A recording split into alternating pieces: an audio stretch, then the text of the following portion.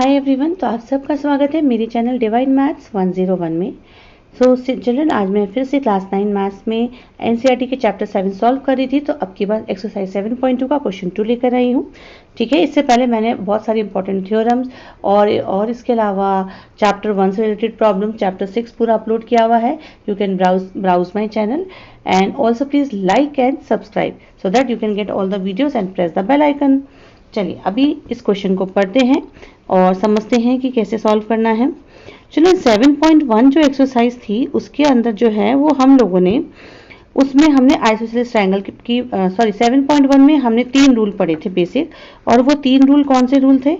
एक तो था SAS, राइट, एक था AAS और एक रूल पढ़ा था हमने SAS और एक था ASA। ठीक है, ये 3 रूल हमने पढ़े थे। ये 7.1 का था, राइट। अच्छा, 7.2 में हमने क्या पढ़ा था? 7.2 में हमने सिर्फ पढ़ा है आइसोसेलेस ट्रायंगल की प्रॉपर्टी। तो सबसे पहले तो आपको पता होना चाहिए कि आइसोसेलेस ट्रायंगल क्या होते हैं।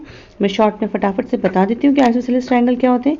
आइसोसेलेस ट्रायंगल का मतलब है ऐसा ट्रायंगल जिसके अंदर क्या है, दोनों साइड कैसी होती हैं, इक्वल होती हैं। अगर साइड इक्वल हैं तो फिर दूसरी थ्योरम है कि उनके जो ये जो बेस एंगल है जिस पे साइड्स वो टिकी हुई हैं वो भी दोनों एंगल्स भी क्या होंगे, इक्वल है। अच्छा, इसमें हमें ये नहीं दे रखा, बस मैंने वो क्योंकि प्रॉपर्टी हमें प्रूव करना है ना इस वाले क्वेश्चन में, इसलिए मैंने आपको इसको एक्सप्लेन किया है। सो आई होप हम आगे बढ़ते हैं और आपको ये समझ आ गया होगा। चलिए अब मैं यहाँ से स्टार्ट ले रही हूँ। ये देखिए, सबसे पहले क्वेश्चन बढ़ते हैं। In triangle ABC AT is the perpendicular bisector of BC। यहाँ बेटा बाइसेक्टर आप लोगों को क्लियर होना चाहिए।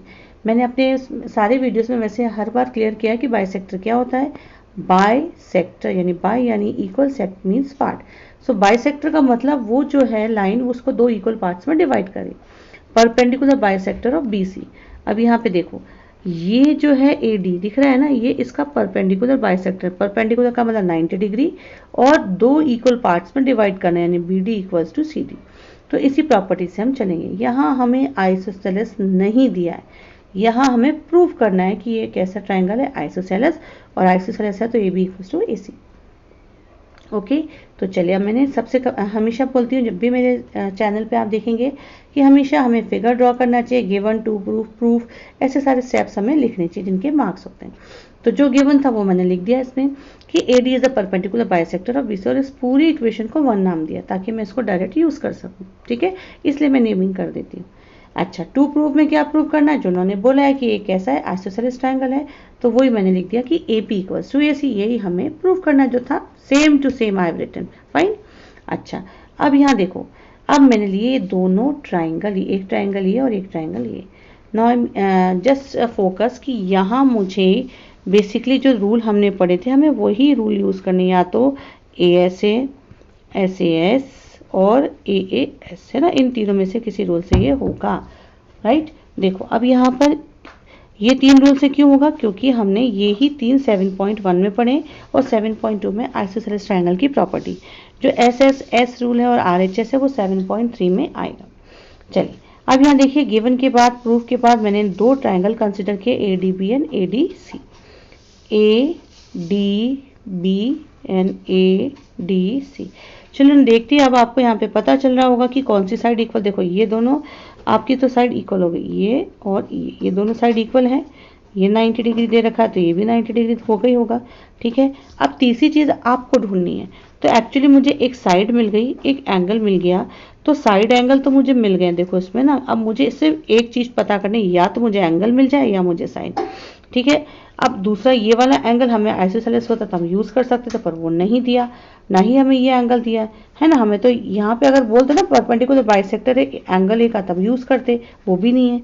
तो इसलिए अब हम क्या करेंगे, हम इस AD कॉमन को यूज करेंगे। देखो ये दोनों में कॉमन है ना, इस साइड भी और इस साइड भी, बस अब हमें यही करना है। तो मैं यही वाले से करके आपको बताती हूँ और इससे ही हमारा सारा इजीली सॉल्व हो गया। देखो यहाँ पे लिखा क्या है, ADB and ADC, DB equals to DC by 1। हाँ ये देखो, DB इक्वल्स टू DC और बाय 1, यहाँ से मैंने लिखा है अपने, मतलब आप इक्वेशन का नाम पूरा लिखने की जरूरत ही नहीं पड़ी और बाय 1 लिख दिया। ठीक है, तो एक चीज़ हमने साइड लिख दी, दूसरा हमने एंगल लिख दिया क्योंकि उन्होंने कहा है कि 90 डिग्री है परपेंडिकुलर यानी 90 डिग्री, तो देखो बाय 1 लिख दिया, इसको भी दोबारा यूज़ कर लिया और पूरा लिखने की ज़रूरत नहीं पड़ी। ADP equals to ADC, ADP equals to ADC हो गया। अब देखो तीसरी चीज़ हमने ढूंढ ली थी कि जो साइड कॉमन है that is AD equals to AD and done.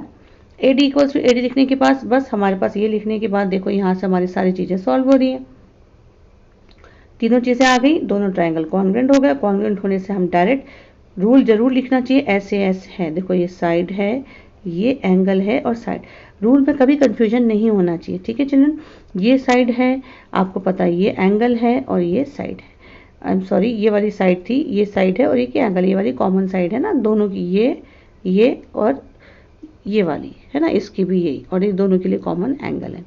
ठीक है, तो इस तरीके से दोनों ट्रायंगल कॉन्ग्रुएंट होने से SAS रूल बन गया और हमने लिख दिया by CPCT equals to AB equals to AC। CPCT तो आप जानते हैं ना, कॉन्ग्रुएंट पार्ट्स है, CP का मतलब है congruent parts of corresponding parts of congruent triangle. CP का मतलब है कॉरेस्पॉन्डिंग पार्ट्स और इसका मतलब है कॉन्ग्रुएंट ट्रायंगल। बस AB इक्वल्स टू AC लिखने के बाद मैंने सीधे ये लाइन लिख दी कि hence ABC is an isosceles triangle, ये रहा ABC is an isosceles triangle. हो गया प्रूफ। तो हमने इसमें कुछ भी नहीं किया, हमें सीधे ये SAS से ये मिल गया। तो आप अगर परपेंडिकुलर है तो आपको परपेंडिकुलर का तो ध्यान रहता है, लेकिन आप ये भूल जाते हैं बेटा कि बाइसेक्टर, बाइसेक्टर का मतलब ये लाइन को पूरे दो पार्ट में ये डिवाइड कर रहा है। आई होप ये क्लियर होगा।